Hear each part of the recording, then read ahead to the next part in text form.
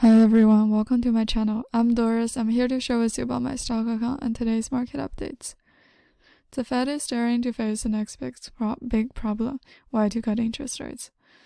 Over the past few months, people have been expecting for the interest rates to be cut down at least in the beginning of the second quarter next year, and perhaps for a chance of interest rates further cuts in the second and third quarter, and that'll continuing on until 2025 and see the trends of inflation rate return to pre-pandemic levels. Economists expect the Fed to make its first cut in June.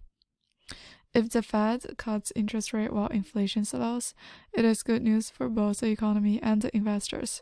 That'll mean the Fed is making a rare soft landing, with inflation falling back to pre-pandemic levels without the economy in a downturn.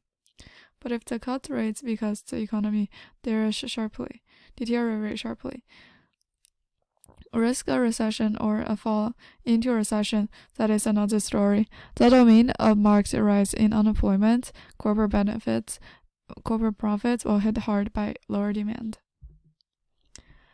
You want to be cut interest rates at a time when inflation and the economy has slowed, but not during the economy is already in recession. The motivation for the Fed to cut interest rates will affect the extent of the rate cut. Economists say officials could quickly and sharply cut the interest rate if the economy is in danger of recession. If the economy does not suffer a deep decline, then the rate cut would be slower and smaller. How Jerome Powell manages the policy shift is a big deal for the President Joe Biden. Voters are already unhappy with Biden's economic policies over the soaring cost of living. If the economy falls into recession, the president faces more resistance to win the re-election in November.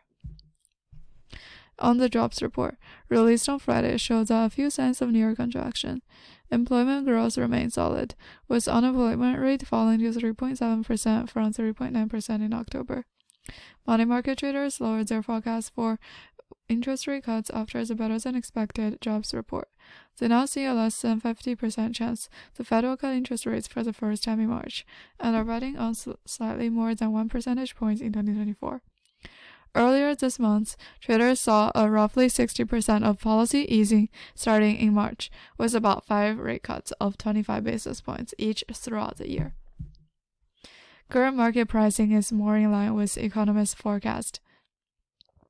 Observers surveyed by Bloomberg last week expect the Fed to cut interest rates by 100 basis points next year, with the first 25 basis points cut occurring in June. More than 2/3 of the economists surveyed expect the economy to avoid a recession in 2024, and nearly 3/4 said the first rate cut would be a response to falling inflation rather than a contraction. Economists see falling inflation as a key reason why the Fed will cut interest rates next year. Inflation-cautious central banks will be much more conservative than the markets in predict rate cuts when their economic forecasts were released this week. According to a survey of 49 economists in December 1-6, Powell are expected to cut interest rates by just half a percentage point next year in a dot chart released after the meeting. We expect the dot plot to avoid signaling a first half rate cut, said Brett Ryan, senior U.S. economist at Deutsche Bank. Mr. Powell told students at Spelman College in Atlanta on December 1st that it was too early to speculate when the Fed may ease policy. Even kept the possibility of raising interest rates further if necessary to curb inflation. This is all I have for today. Thank you for listening. Don't forget to subscribe and see you next episode.